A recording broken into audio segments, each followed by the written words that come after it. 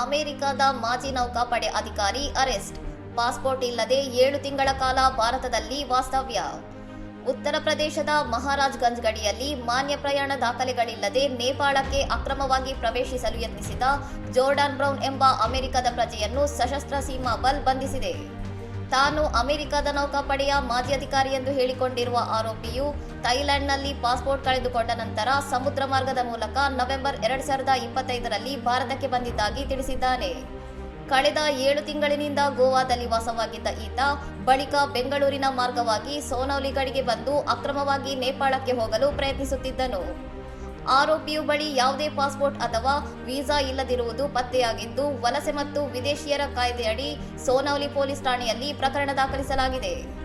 ಇದಲ್ಲದೆ ಮತ್ತೊಂದು ಪ್ರತ್ಯೇಕ ಪ್ರಕರಣದಲ್ಲಿ ಮ್ಯಾನ್ಮಾರ್ ಸಶಸ್ತ್ರ ಗುಂಪುಗಳಿಗೆ ಡ್ರೋನ್ ಯುದ್ಧ ತರಬೇತಿ ನೀಡುತ್ತಿದ್ದ ಆರೋಪದ ಮೇಲೆ 5 ಉಕ್ರೇನಿಯನ್ನರು ಮತ್ತು ಒಬ್ಬ ಅಮೆರಿಕನ್ ಪ್ರಜೆಯನ್ನು ಎನ್ಐಎ ಇತ್ತೀಚೆಗೆ ಬಂಧಿಸಿದೆ.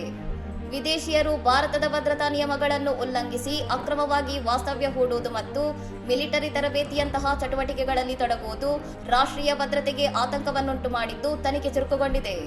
ಇನ್ನಷ್ಟು ಸುದ್ದಿಗಳಿಗಾಗಿ ನೋಡ್ತಾ ಇರಿ ಸೌರಂ ಟಿವಿ.